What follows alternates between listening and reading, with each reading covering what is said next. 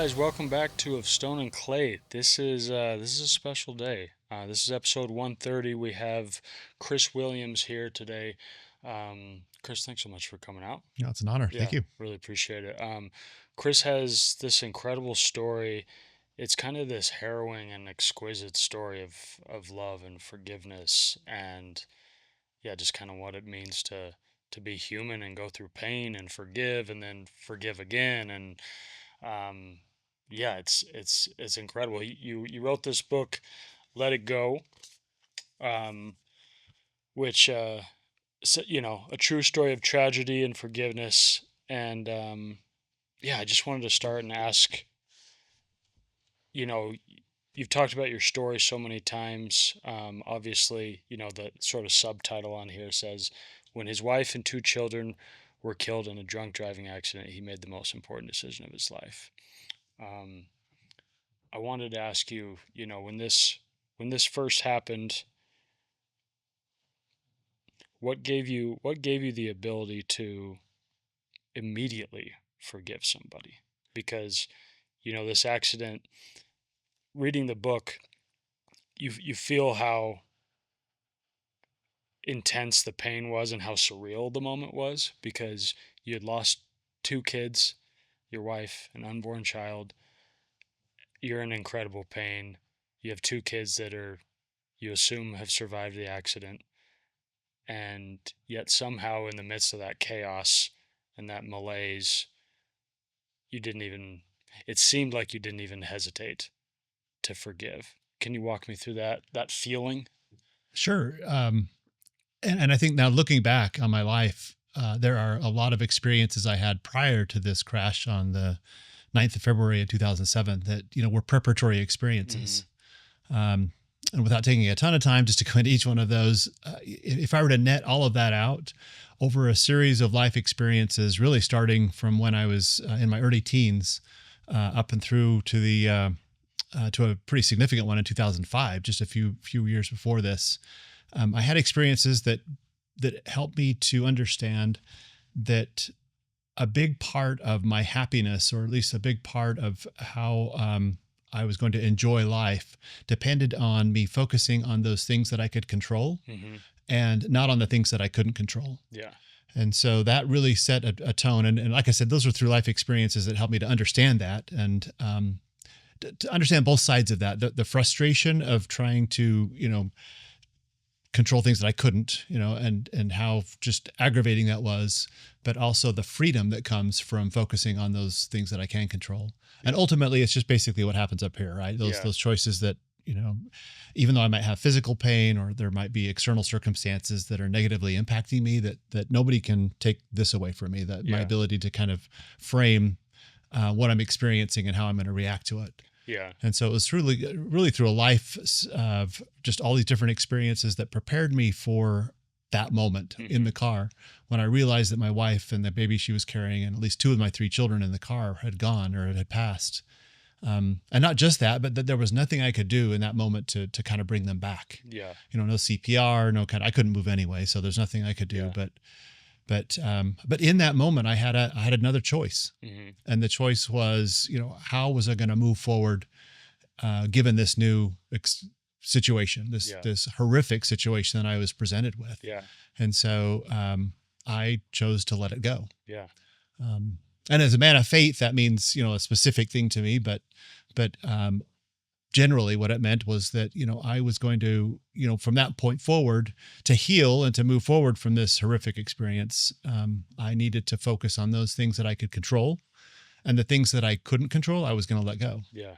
Yeah. It sounds like you were so prepared that really anything could have happened to you or your family and you would have probably reacted the same way. Yeah. I'd had opportunities to kind of visit this question in different circumstances. So very quickly, one was my son, when he was 15, was diagnosed with sepsis, my oldest boy. We almost lost him to that horrible infection that he was experiencing. In fact, he was laying in the hospital next to a boy that also had sepsis, and that other boy passed away. And it was just one of those moments where you realize, I just about lost my oldest son. And you ask those questions, what would I do if I were to lose a son or to a daughter? would I get angry at God? Would I get angry at whoever, if it was an accident, what had Hmm. caused it, or would I move forward in a more positive way? It gave me a chance to also reflect in those experiences on those people who seem to really experience horrific tragedy and come out of it stronger Yeah. and more capable. I mean, Viktor Frankl, right? Right. His Yeah. Holocaust experience, Man's Search for Meaning,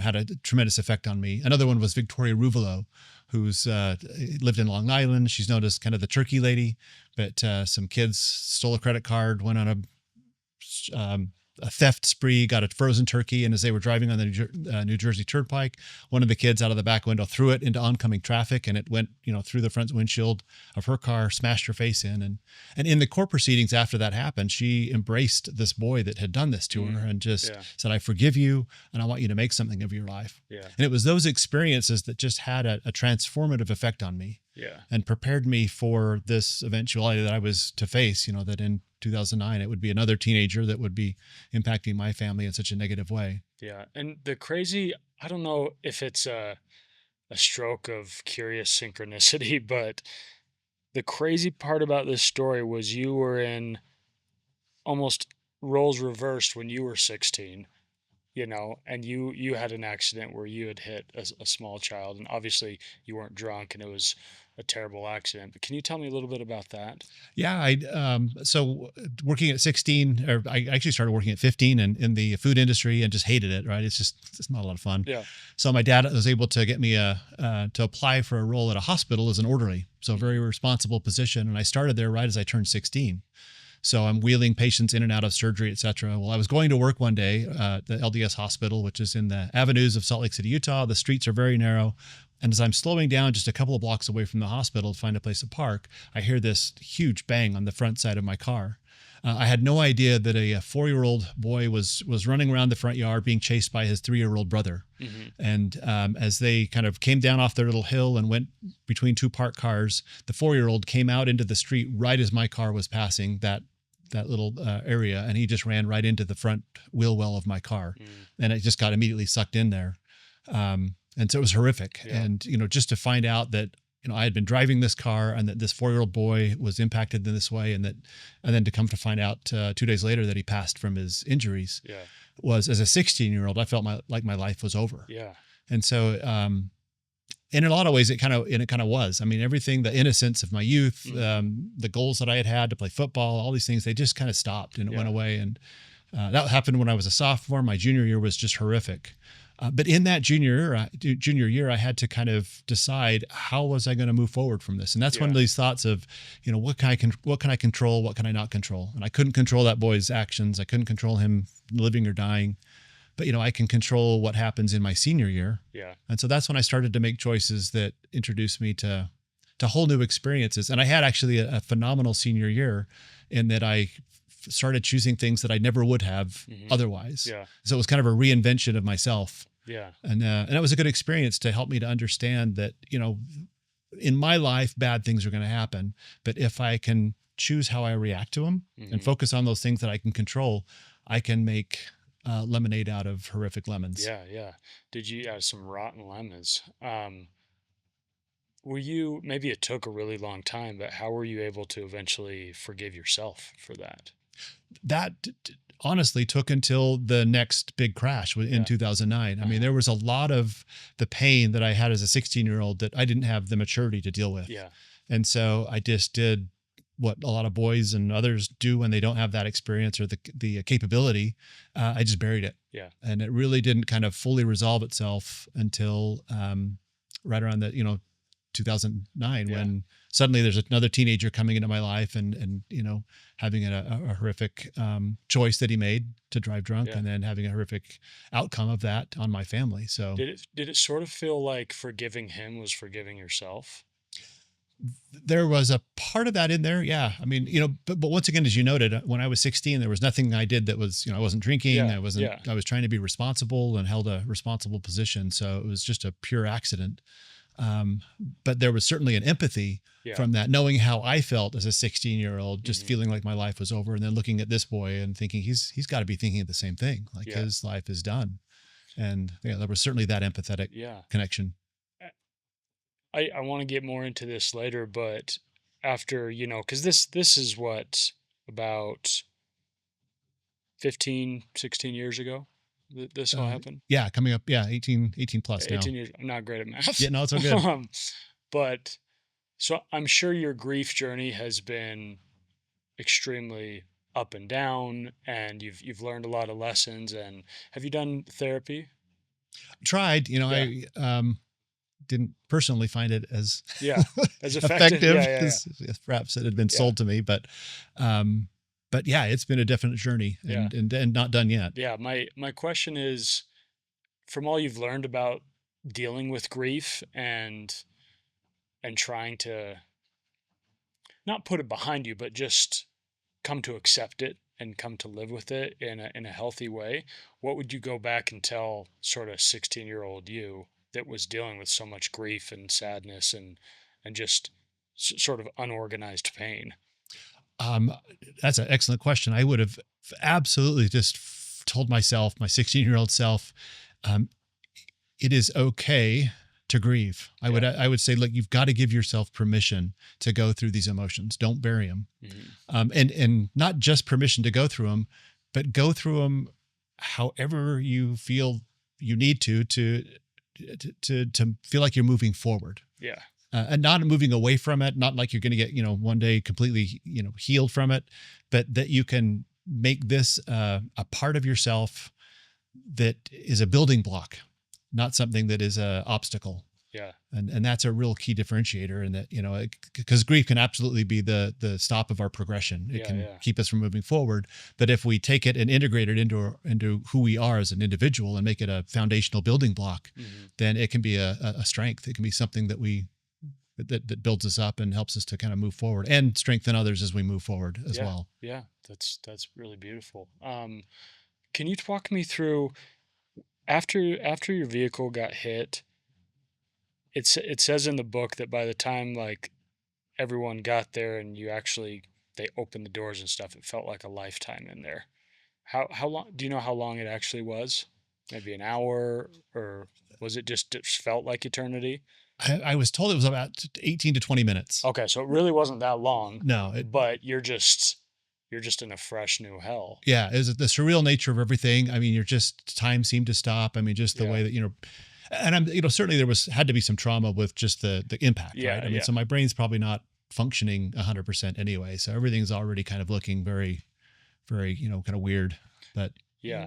How did you balance, like, this? I've always wondered this when families, like, part of the family dies in a tragedy.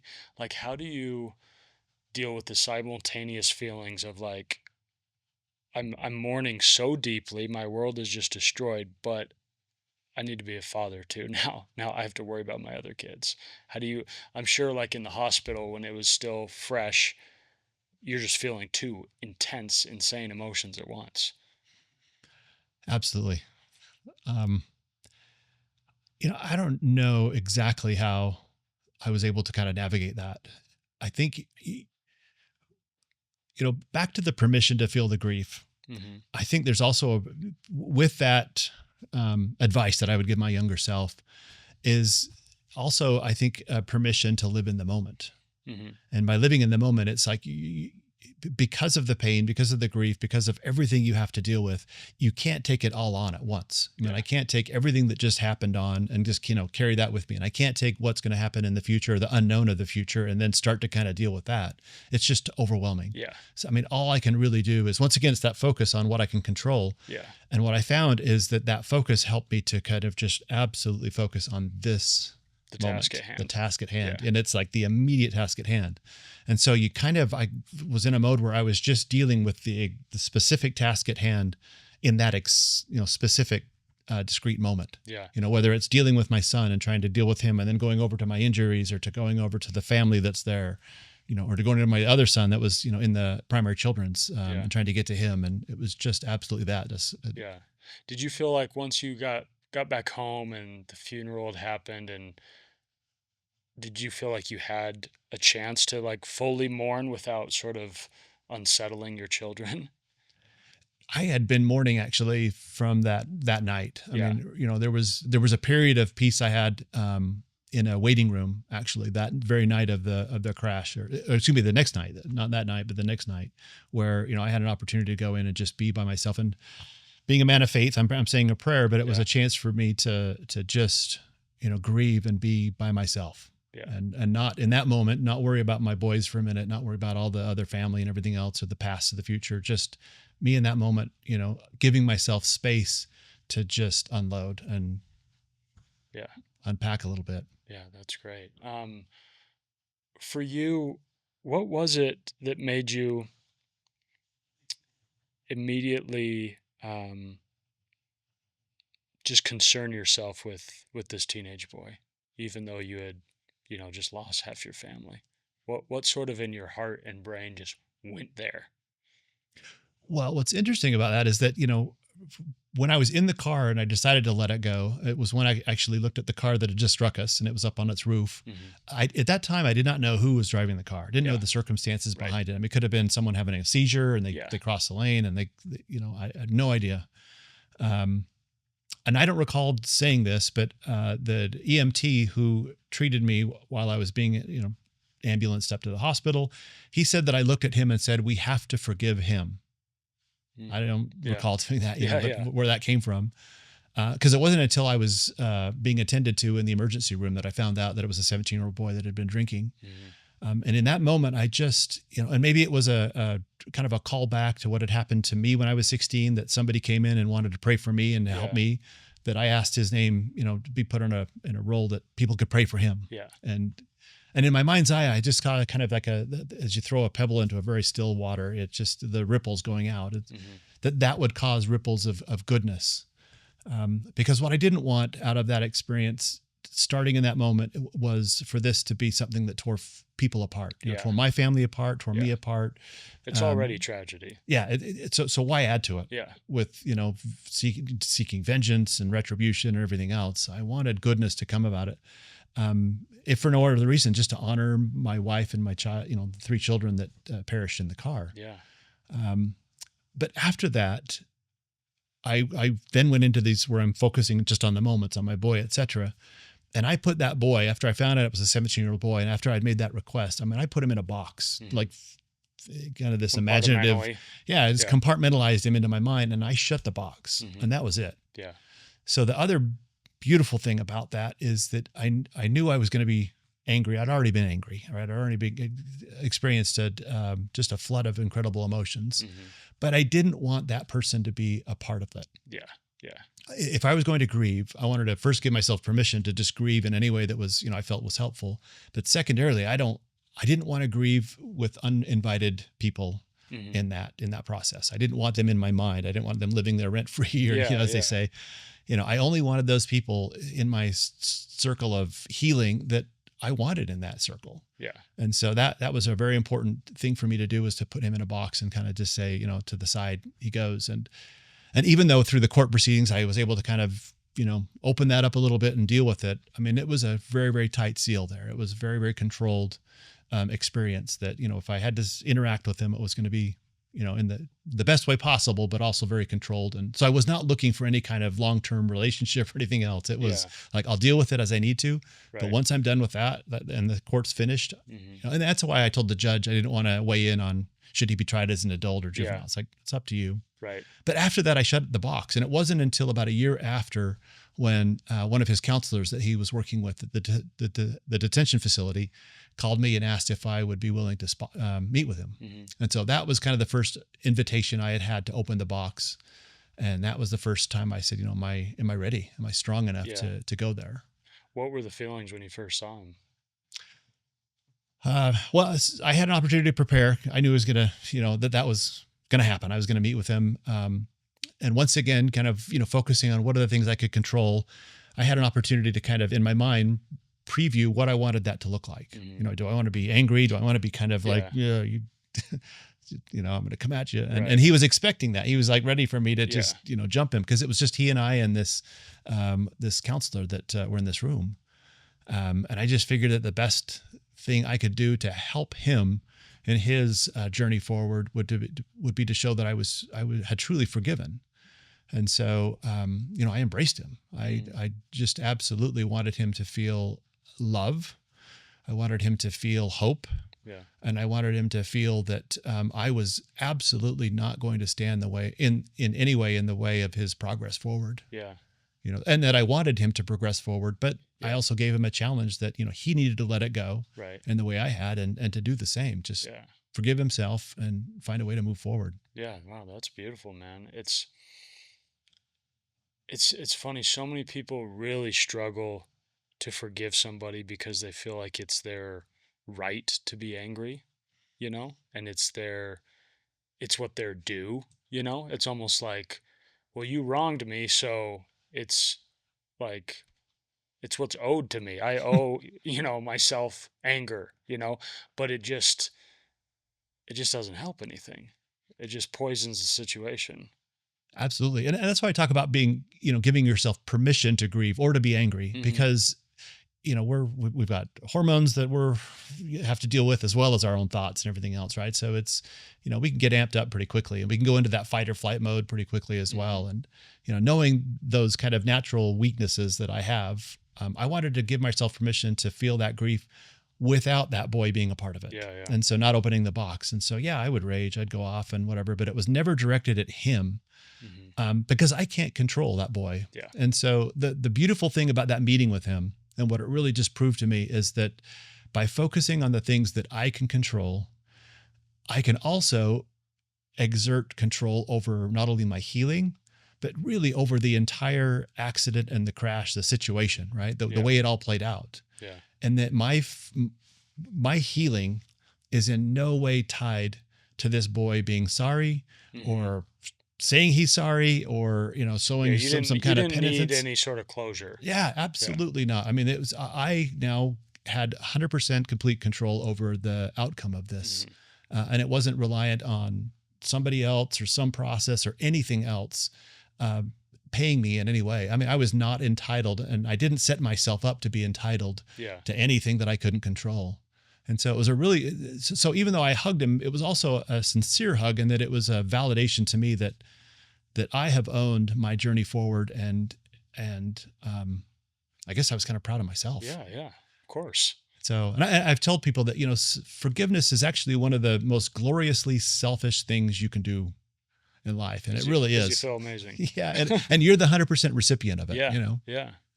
Yeah. That's true. I think we do ourselves a disservice when we say, "Oh, he forgave, and it's so great for everybody else that he did this." And what an example he set. I'm like, I don't care about the example, Yeah. honestly. I Yeah. did it for me, and I get Right. 100% of the Yeah. benefit. But the cool thing is, I'm betting, and who knows if you can even comment on, but I'm betting your posture to forgive so easily affected everyone else in your orbit that was maybe struggling to forgive this guy, because so many people in your family and your life lost people too.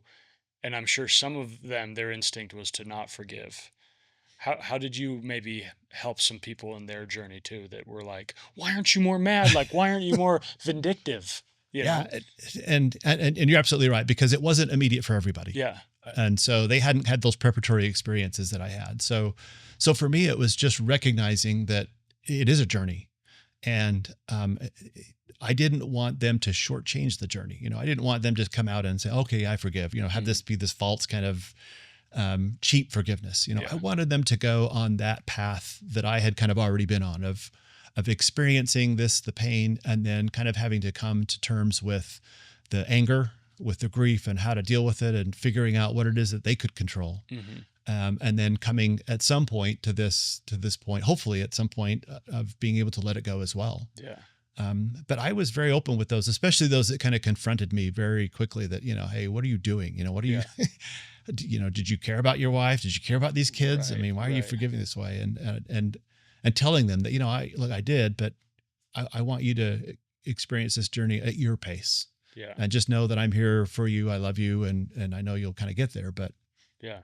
Tell me a little bit about, I read a little bit, saw, there's the book and then there's the movie with a slightly different title. The movie's Just Let Go. This is Let It Go. Um, but I'd love to hear from your mouth just a little bit about Michelle, about your wife. She is my best friend. Absolutely. I mean, I've been very privileged to meet another absolutely amazing woman, because I've since remarried, Hmm. and she's a best friend as well. And I think with Michelle, there's really two women now in my life that have had just a significant impact. The thing about Michelle that just as I think about her is she took an amazing chance on me, Yeah. really. And so I was a very unpolished individual Yeah. in my youth, You and seem so pretty polished now. You must have had a lot of polishing. so absolutely did. Yeah. So she put up with quite a bit. But that just speaks to how magnificent of an individual she was, is that, she didn't give up initially when, I think I was a bit disappointing. um, she had patience and she taught me about forgiveness. I mean, she Hmm. really did teach me about the things that I ended up doing on the 9th of February and beyond. Hmm. In fact, there was a news conference just, very, very shortly after the crash where I said this, and I absolutely meant it. In that, if people were astounded by this forgiveness and everything else that I was doing, that it was really just my way of showing my wife Michelle that I had been listening to her all those times when she was teaching me just so patiently about how to be a good person. Yeah.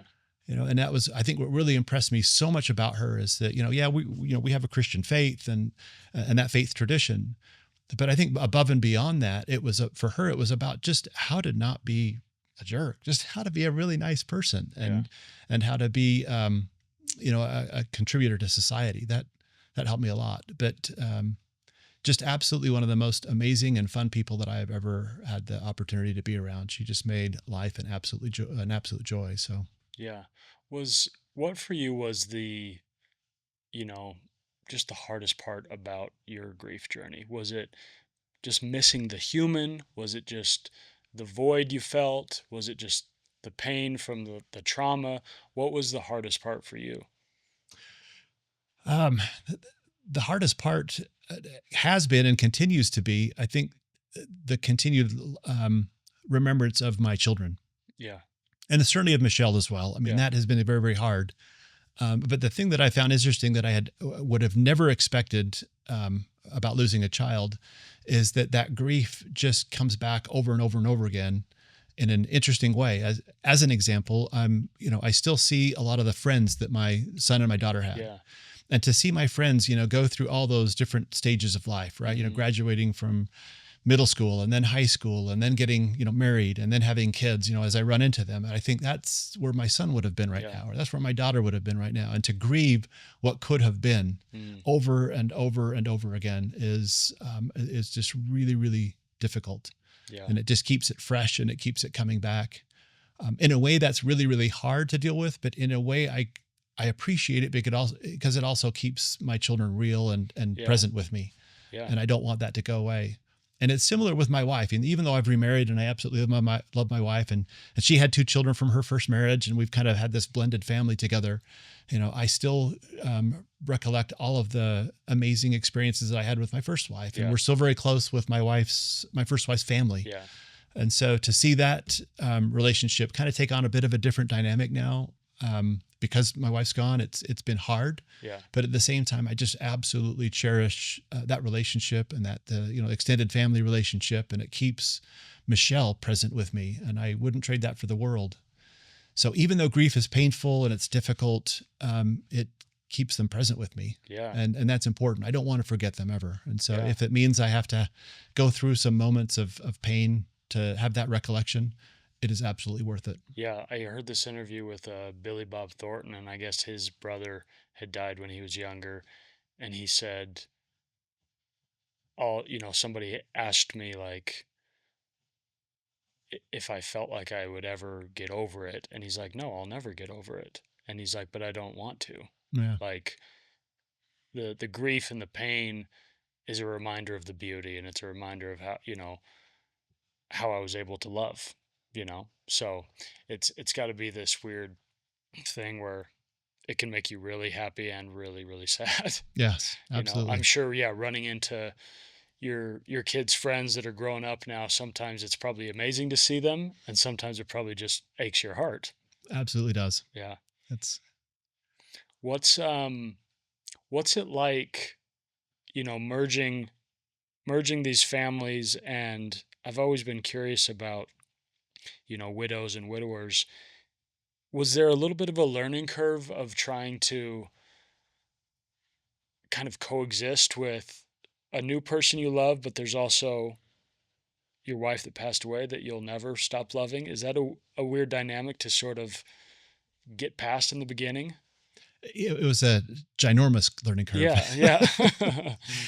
And yeah, for the reasons that, even if you hadn't gone through it, you would kind of already kind of start to figure out. It's like, well, that's got to be really weird to have, a wife that you'd passed away and that you absolutely loved. And then all of a sudden you've got this new wife coming in and children and everything else and meshing all of that together. And how does that all work? It was, yeah, it was an absolutely crazy learning curve and learning experience, and it's a learning that even though it's gotten much better over time and we've gotten much better at it, there's still things that we're learning and Yeah, having to kind of, oh, that's interesting, that we hadn't kind of quite considered, even though the kids are older now. yeah, um, but yeah, it was a tremendous challenge.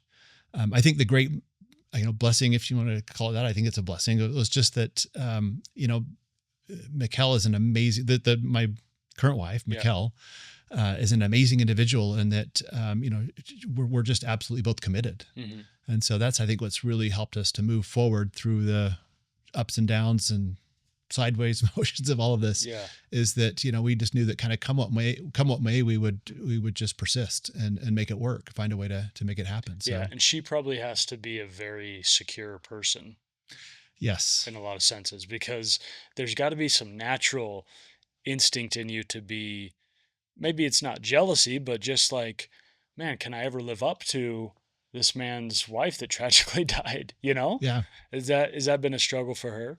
I think maybe to a degree, but I think one thing that's really helped in that is that so she had her first husband died of bone cancer, Mm, Ewing sarcoma, and so left her a widow with two children, and then of course I was a widower with my two boys, right. um, and so the one thing that we talked about openly before we got married was that we wanted to make sure that our prior spouses were part of this Yeah, family arrangement, right? yeah, yeah. It's not like they don't exist anymore. So that's been really helpful to make sure that, and her husband's name was Rusty, or is Rusty. And so, that I was incorporating Rusty into the lives of her two children, and that with my wife, Michelle, that she was being incorporated into the lives of my two boys. And Hmm. that, even for the two children we've had together, that all of them are kind of being incorporated into this extended family, and that we're all in it together. We're all, we've got each other's back, and we're committed to making it all work. So that's been really helpful. And I think it's kind of alleviated some of the concerns that some might have if, Yeah, is this, how do I deal with my prior spouse? And yeah. In a weird way, it's almost lucky that she was in a similar boat. yeah, You know. yeah, absolutely. I think it would be that if it were a different dynamic, yeah, there would be other challenges. Yeah, You'd have to just work through them.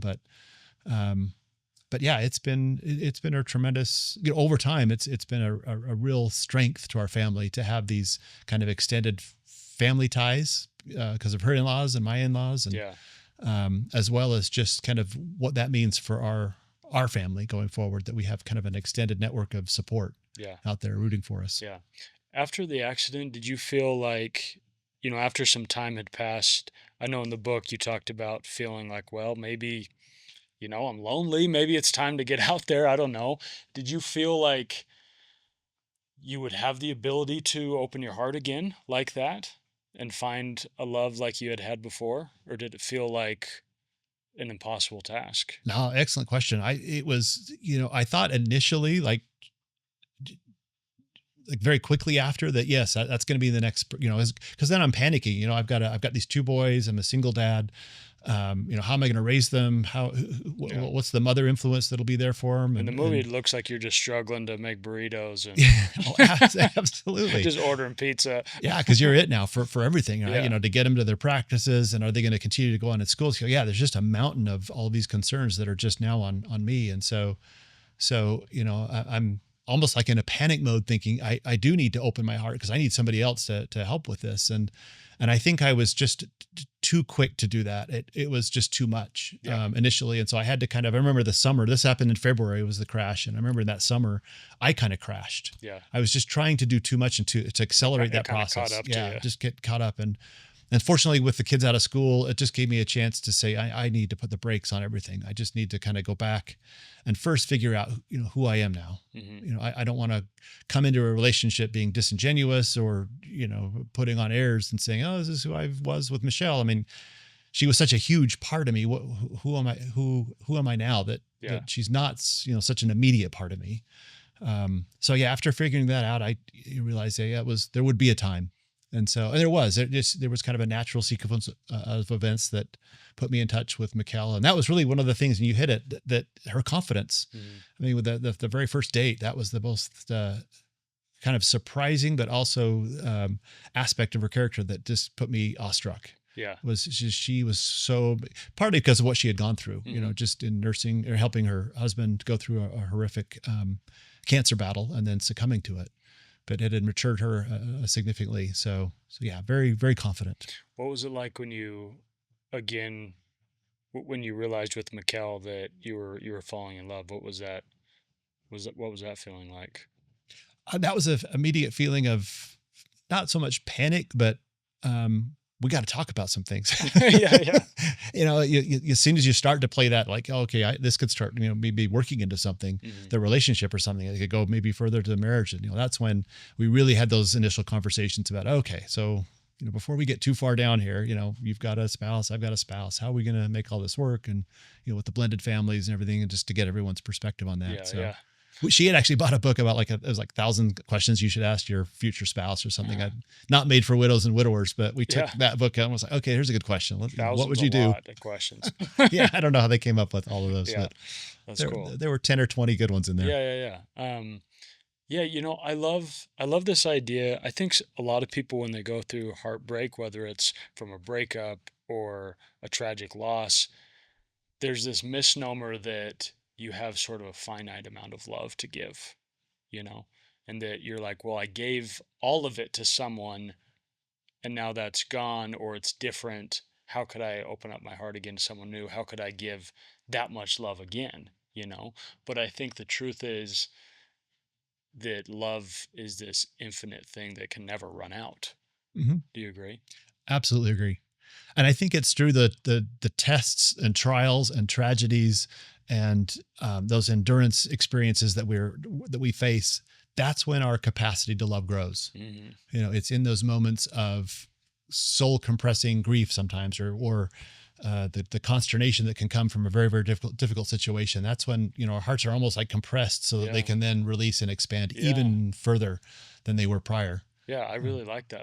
A soul compressing grief. It's like it helps you visualize that, yes, your heart is breaking and it's withering and it's wilting and it's suffering, but it allows it to then expand.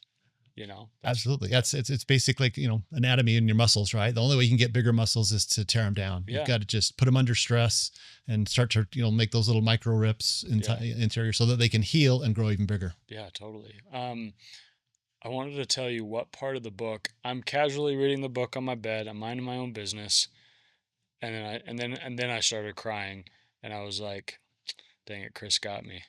Okay, this was this was the part where you come home from the hospital.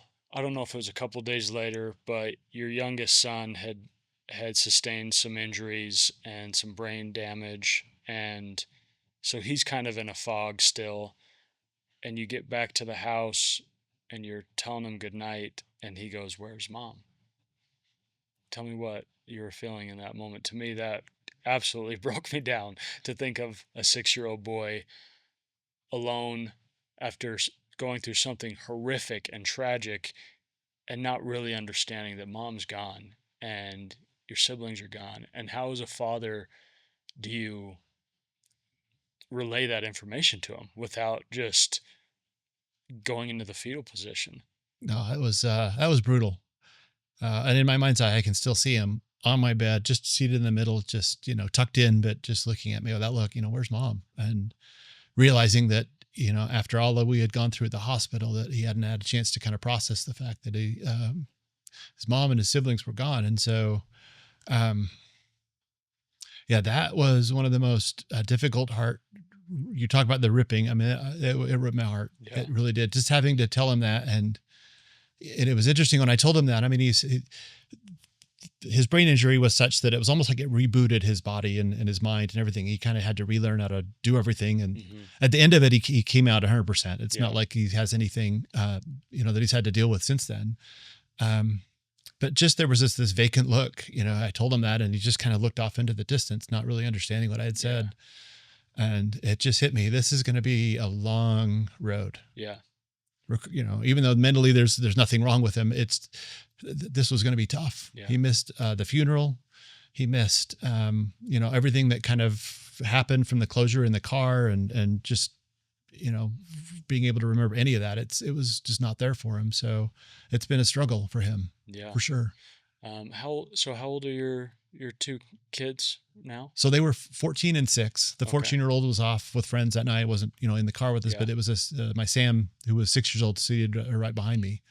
Hmm. Um, and now they're 24, almost 25, and 33, Yeah. Yeah. almost 33. What was different for you to help them through their grief journeys between like a 6-year-old and a 14-year-old? I'm sure they were kind of dealing with it in really different ways. Absolutely. I mean, a 14-year-old was able to, he was told that night that there had been this horrific crash, and he was taken right up to the hospital. So he was there through all of that to see, Yeah. me coming in. And fortunately, he did not see, the crash scene or anything like Yeah. that. But I mean, he was engaged, and he had just was an exceptionally tremendous group of friends, a really large group of friends actually, that Hmm. that really surrounded him and have stayed his friends for life. And so, and that helped in his grieving journey. But they were very, very, very different journeys. A Yeah. 6-year-old versus a 14-year-old. Yeah. And so, and that was the other part of that summer, or at least the year prior to getting remarried, was just bouncing between the two, because it Hmm. was a very different type of parenting that I was doing with a 14-year-old. I mean, you would do that anyway Yeah. between 14 and 6, but dealing with a 14-year-old that wasn't there at the site, that was trying to find closure with, versus a 6-year-old that was there, but he couldn't remember it. And, Yeah. trying to make sense of everything that was going on. It was really, really difficult to keep everything going. Yeah. Um, I wanted to ask you about for yourself personally what the role has been of friends in the grieving process. Um, and one of the lines from the book that really touched me as well was you said, one of your friends from Phoenix, when he heard about it, just flew out and came to be with you. Talk to me a little bit about the importance of having those friends in those moments. Oh, it meant everything. Yeah. It really meant everything. It was just, um, I think one of the things that a tragedy can tempt you to believe is that somehow you're not worthy. Yeah. That because one of the natural questions would be, what have I done to deserve this? Yeah. What mistakes have I made, or what put me in this situation where I'm suddenly in pain? And just to have someone come that you trust, that be there so quickly to just reassure you that it had nothing to do with you. You're loved, that I was loved, Yeah. and that that I'm okay. Still a good person. Yeah.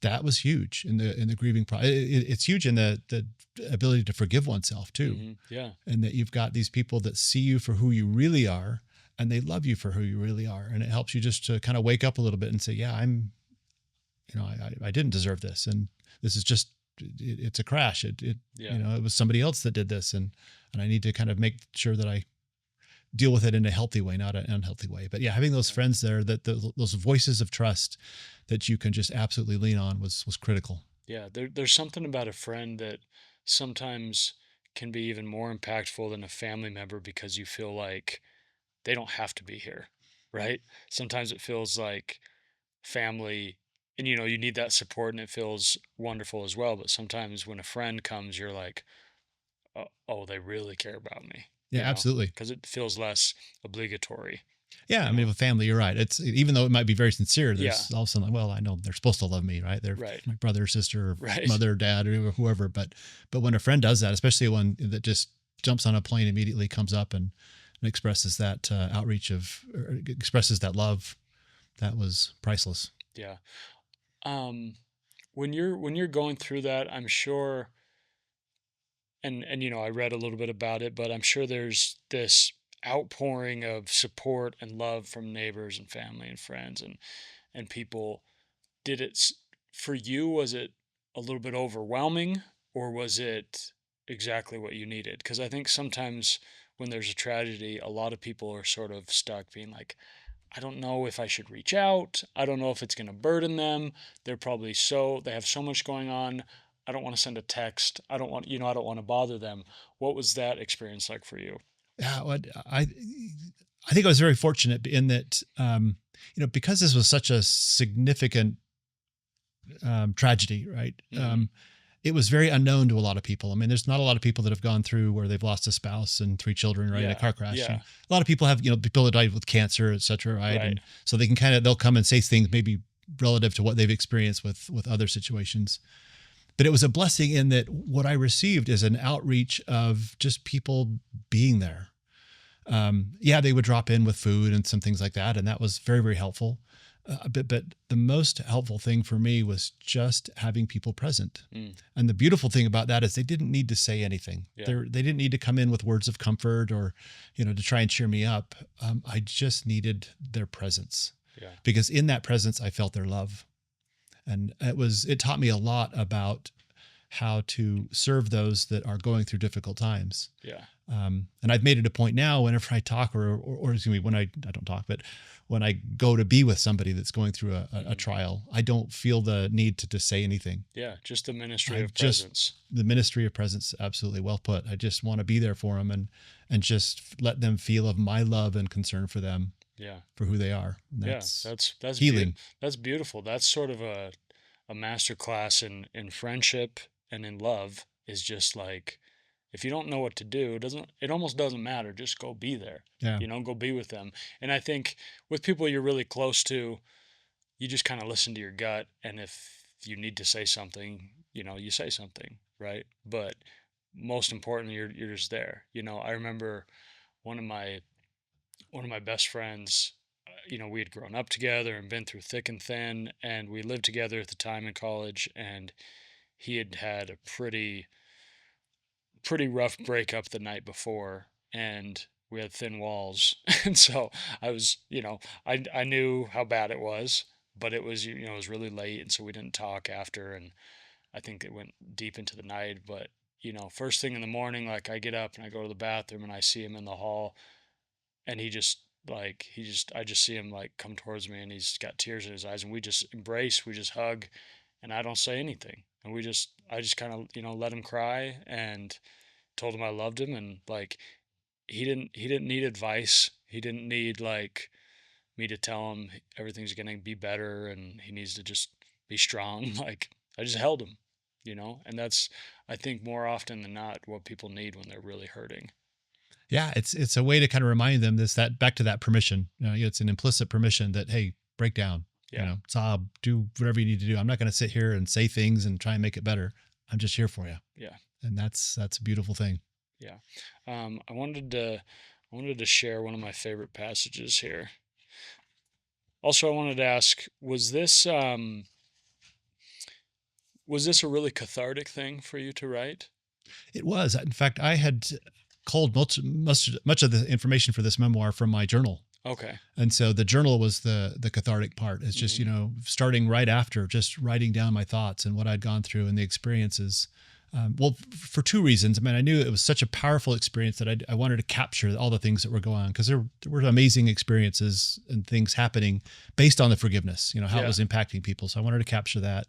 But secondarily, it really was a cathartic exercise, as well as a compelling exercise. And I wanted to make sure that if I'm forgiving and on this journey of forgiveness, that it's almost like a contract to myself. I'm putting it down here in writing to make Yeah. sure that, hey, this is why I came to Right. this decision. Yeah. If I ever start doubting it or get weak, I can come back to this Yeah. day and say, okay, that's why I did it. Yeah. I like that.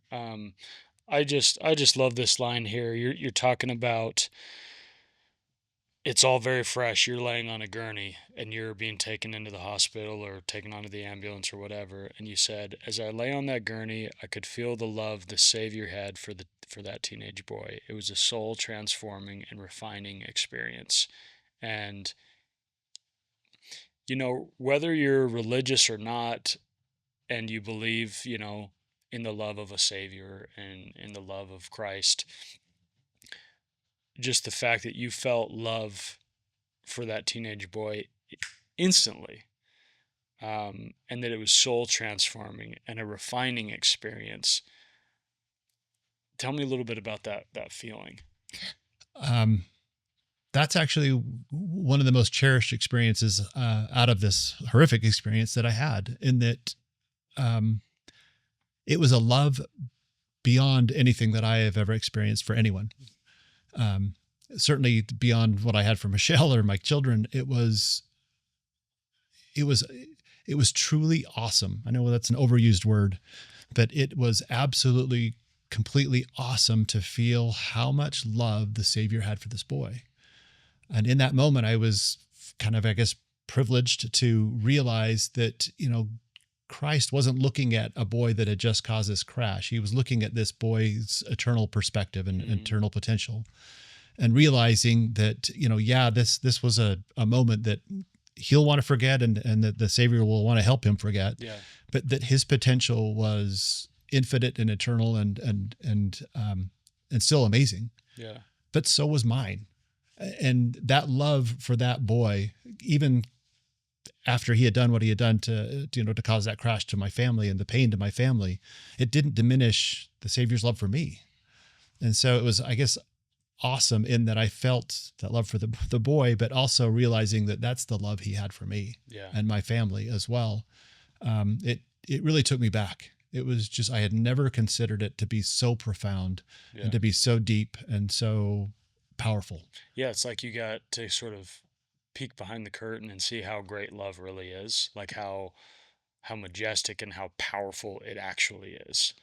Yeah, and then just to realize that, that ultimately that we can have a hope of progressing through this life because of what the Savior did for us. Hmm. And that as he pleads on our behalf, and says, look on these that are my brethren, and then look on the sufferings of thy son, hopefully because of that, we get in, and we will, he's got the rights of mercy. But it just reminded me that it's that boy and myself, we're all in the same boat. We've all sinned. We've all come short, Yeah, right? We've all fallen short. And so for me to, to step up as a judge now and to say, oh yeah, this, we're going to wait till he's ready. That would have been after that love I felt, it would have yeah, been, boy, such a horrific act on my part. yeah, yeah, In a way worse than the choice the boy made resulted in the death of my family. right, right, I mean, we just really have to have love and mercy for one another, realizing that at the end of the day, we're all saved by grace. yeah. Has that helped you to view everyone in your life that way? And I'm sure not all the time, right? But I'm sure having felt that in such an intense way, when somebody rubs you the wrong way or when someone's in your life that's kind of hard to love, has it been easier to go back on that experience and feel that same level of love for random strangers and people that are thorns in your side? It has it has been a continual process to try and get stronger and stronger and better at it. Yeah. Yeah, I'm absolutely not perfect. Yeah, I Yeah, mean, yeah, but listen, we all struggle sometimes, with loving people around us, and sometimes you don't, it's not like you actively hate someone or wish, ill things to happen to them, but you're just like, this person's hard to love.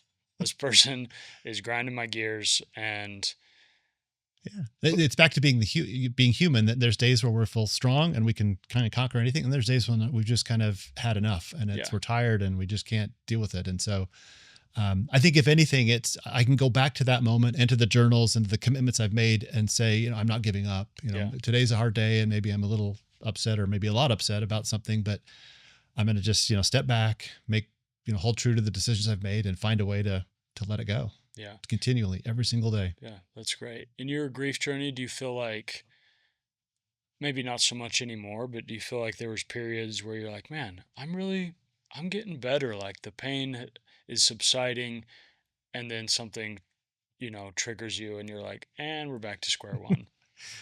So maybe not square one, Yeah, maybe square 20 or 30, right? Yeah, there's right. been some progress, but yeah, it's absolutely that. Yeah, And I've come to realize over the 18 years now, well, let me say this. Initially, it was very frustrating because yeah. I always pictured it would be this kind of Because steady you state, seem right? like a very pragmatic dude that wants quantitative results. Yeah, absolutely.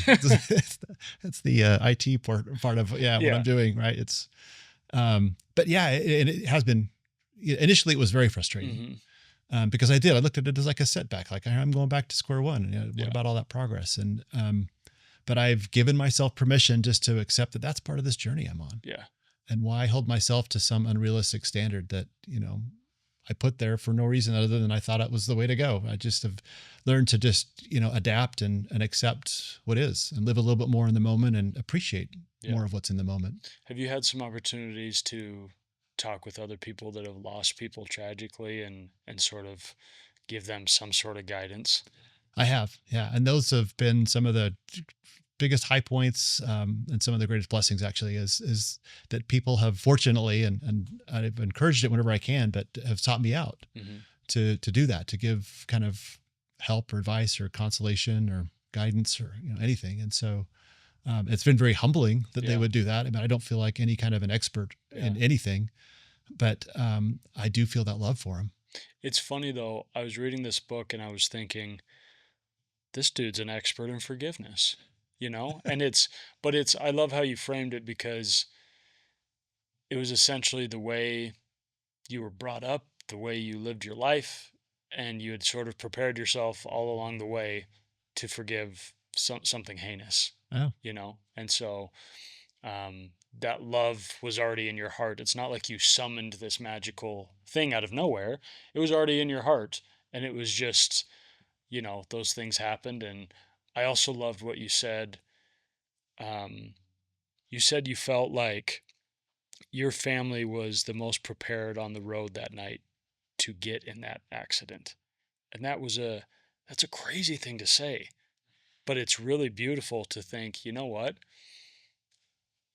As tragic as this is, I'm strong enough to deal with this. I'm strong enough to get my kids through this. I'm strong enough to find love again.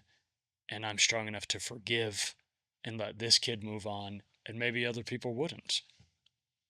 no, absolutely. It has felt very much like this has been some kind of a, and maybe it's because it's turned into this, but just some kind of a mission that Hmm.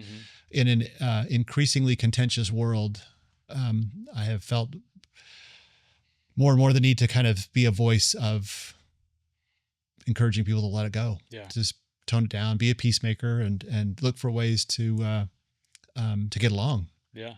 rather than contend and let it just destroy families and relationships and lives, Yeah. the anger and everything else that comes with the contention. So, Yeah.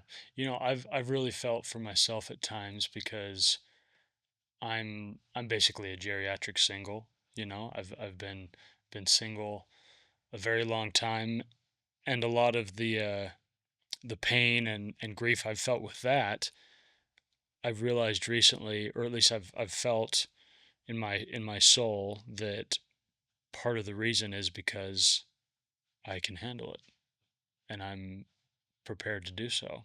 And in doing that, I can empathize with other people and I can help other people that have felt like they're in this impossible journey to find someone and to get married and to feel like love is possible. Um, and it has been, at many times, it's been horrible and it's made me really, really depressed. But I do feel like for whatever reason, God was like, you can handle this one. You got this, you know? absolutely. Yeah. um, Well, and it's a journey of letting go of kind of some of the expectations that have, that either society sets on you or that maybe you've set on yourself. yeah. And it's coming to peace with that. But then what's beautiful about that in my perspective is just that once you do, that's, I think, when the magic happens. Yeah. I think it's when you're trying to force or you're trying to, live up to some Hmm. idealist or idealized standard that maybe isn't real. That's frustrating, but Yeah. What was it like having all of these experiences turned into a film? Were you really involved in the writing process or in consulting about what actually happened? yeah, they certainly wanted my input. I mean, Uh-huh. they wanted to make sure it was true to the what I'd written in the book. Hmm. But at the same time, it was certainly a creative process and journey for those that made the film. So I didn't want to insert too much into Yeah. that. But just I was invited to kind of come to some of the sets and things, and it was surreal. It was just interesting to see and cathartic in a way Yeah. to see the recreation of a exceptionally tender and powerful experience for my life. Yeah. Do you have a scene that for you is a favorite that sticks out, was the most poignant?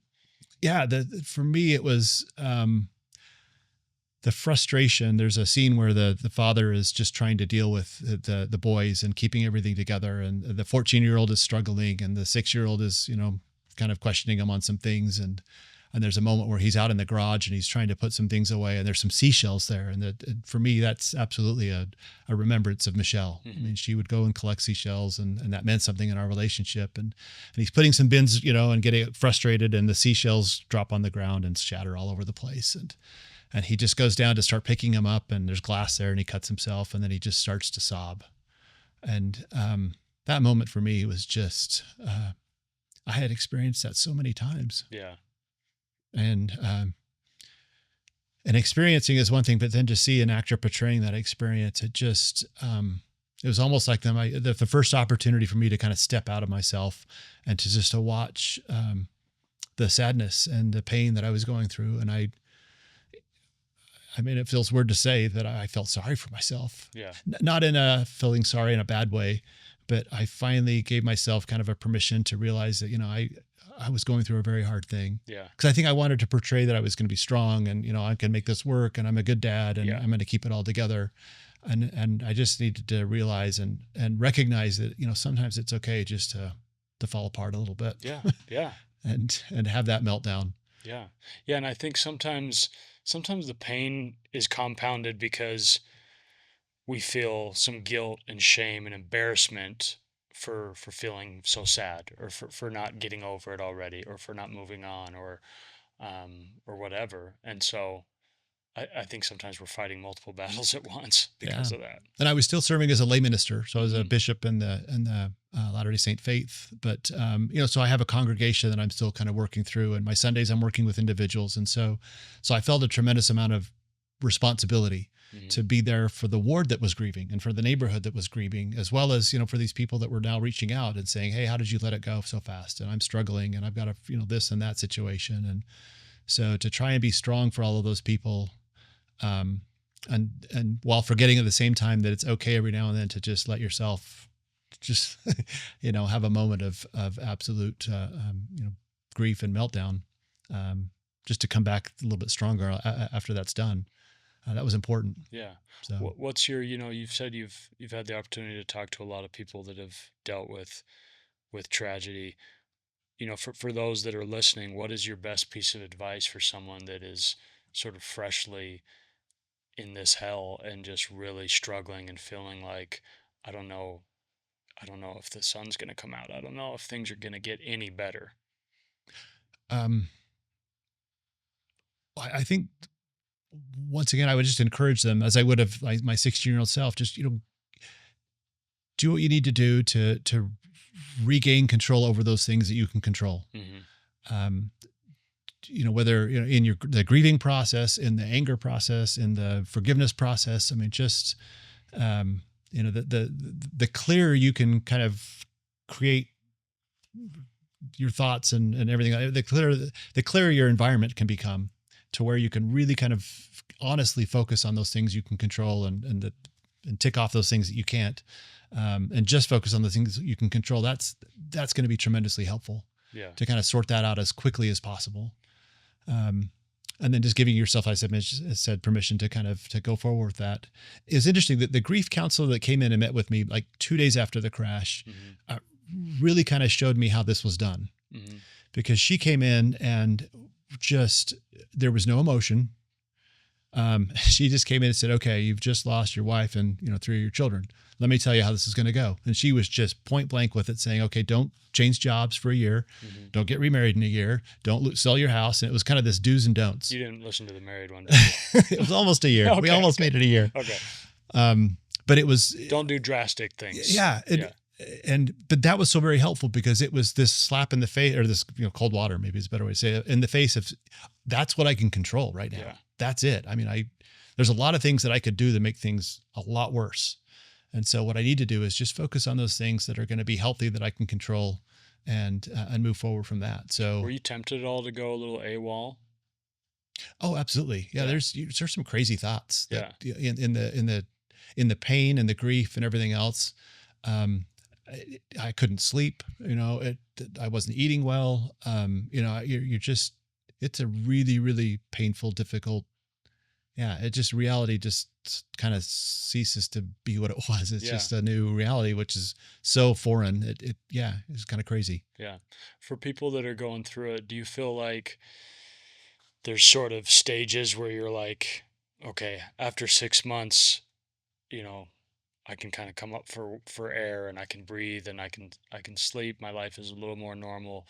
Obviously, it's different for everybody, but did you feel like there were some real checkpoints in your progress? Yeah, it seems like there were. I'm not sure there were though. Yeah, It was kind of like two steps forward, one step back, yeah. three step forward, It's five just steps back. yeah, It's yeah. just all over the place, Hmm. and depending on the day and the situation, and then complicated by where my boys are and their situation and their grieving process, my family, my mom, my dad, work. Yeah, As that kind of comes back, and the church service that I was doing. It just all over the map. yeah. It's probably harder to expect grief to be sort of systematic or an organized process, Yeah, but to just go in maybe knowing, okay, this is going to be a whirlwind, it's going to be chaotic. And I think you probably have to take moments to recognize, okay, I got to be proud of myself because the last week I couldn't get out of bed and this week I did, or I haven't been taking very good care of myself, but I went and got a haircut and I paid these bills and I did this. Like you've got to be able to recognize these small wins probably. absolutely. Yeah, I think if there is, I think one common milestone as I've talked to people about their grieving process, and that's about 2 to 3 months after the event or whatever it is, the death or whatever they were experiencing. And that's when the people that were very quick to come in and support them go back to their daily lives. Yeah. And that's when there was a period of loneliness Mm, that I had never experienced before. really? When the meals stopped coming, the people stopped, just dropping in, which was absolutely helpful. But when they go back to their daily lives, that's when suddenly the house is so quiet. Yeah. You feel You know, abandoned. yeah, that's when it hits you that your wife's not there anymore, your kids aren't there anymore, and it's very difficult. As a friend of someone who's lost someone, what's your advice? Like, just keep checking up on them, keep visiting. Definitely, yeah. I think it would be that. Just be aware of that kind of that 2 to 3 month, and make sure that you're there after that. Yeah. That would be really, really important. Yeah. That's cool to know. Um, okay. Here's an interesting question. You've had 18 years to sort of deal with all of this, um, even though it seems like you were so, for whatever reason, whatever like predetermined reason, I don't know, but it feels like you were very prepared for this moment. Um, Nevertheless, it was horrifying and tried you. If you could go back and kind of, give yourself a hug and whisper in your ear like a little bit of a pep talk from the future, what would you tell yourself?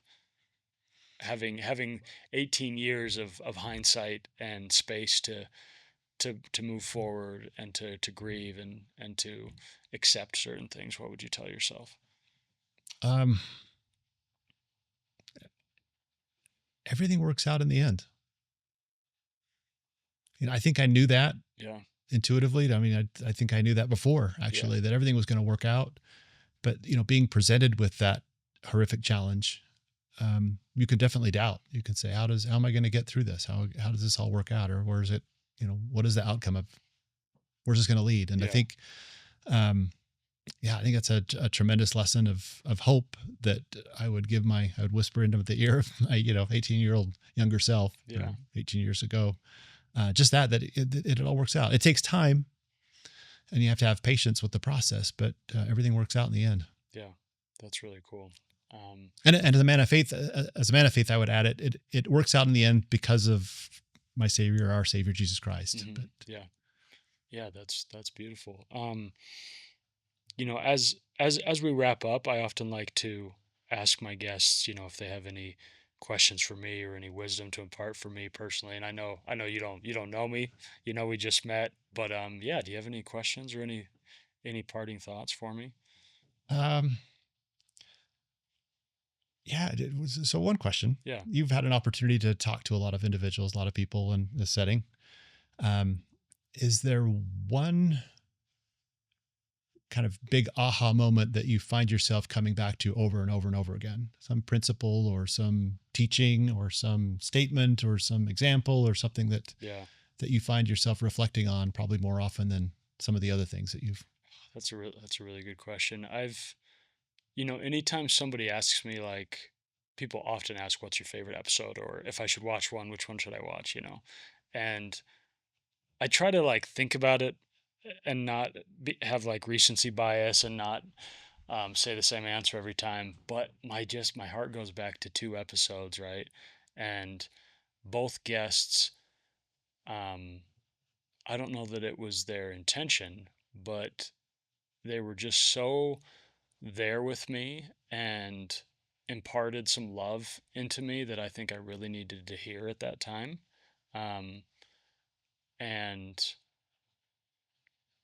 those conversations were just so healing. And one of them, she's a she's a really close friend, and she's one of my best friends.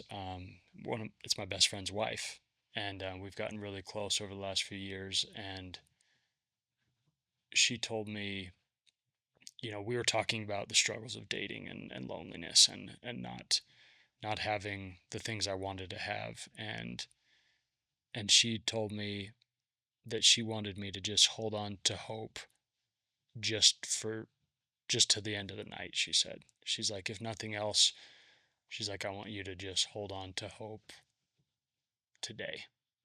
And I don't know why, it just really stuck with me. I think sometimes I've felt that the thing that's overwhelming is feeling like, how much longer can I have hope?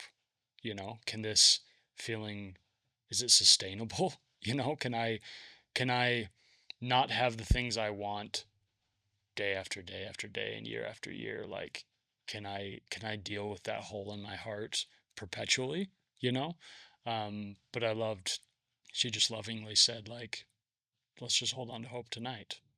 And that, I don't know, it's such a simple thing, but it meant so much to me. It's beautiful. It's Yeah. perfect. Yeah. Yeah.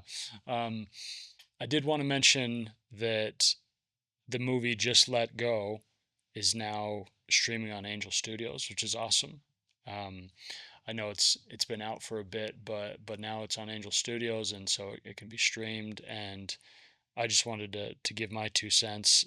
I had, this interview kind of came out of nowhere, and so I learned about you and was like, oh, I got to read his book, and then I was like, oh, and I got to watch his movie, and I did it all in like 2 days. But it's such a cool thing because the book, you get little nuggets that you don't get in the movie. In the movie, there's little nuggets that you don't get in the book. And so I loved I loved watching both and their different experiences. Whether, some people prefer reading, some people prefer movies, but the movie is, they did a really good job of, it's just a human story. It's not really about a crazy car accident. Hmm. It's a story about a dad trying to move to pick up the pieces of his life, and it's a movie about forgiveness, and it's a movie about love. And it's not a movie that goes deep necessarily into faith and the theology of forgiveness and the theology of, you know a higher power intervening in this process. But it's just a beautiful display of how impactful and simple forgiveness can be. And Yeah. so I loved it. It's forgiveness is a self-preservation um, choice, Yeah. really, and it should be just that simple. And so I think, by design, I wanted to make sure that the book was very short and easily consumable, right? Hmm. Because typically those that are struggling, they don't want a big novel about Right. Yeah. this is what you should do. Yeah. I just wanted to present it as this is what I did, and I would recommend it highly because it saved my life. And I think they took the same tack with the film, and I thought it was beautifully done. In that they just presented it, just as you said, as a story of one man's choice to let it go, and how that, it certainly had an impact on the boy and on everyone around him, Right. but it helped him have a path forward, and a Yeah. positive path forward. So Yeah. Well, Chris, I want to thank you again for coming on. I feel like the reason this story was so personally impactful for me was just, I don't know, you hear all sorts of faith promoting stories, and sometimes they get you, sometimes they don't, and sometimes you're like, oh, that's great, but I can't really relate to that feeling.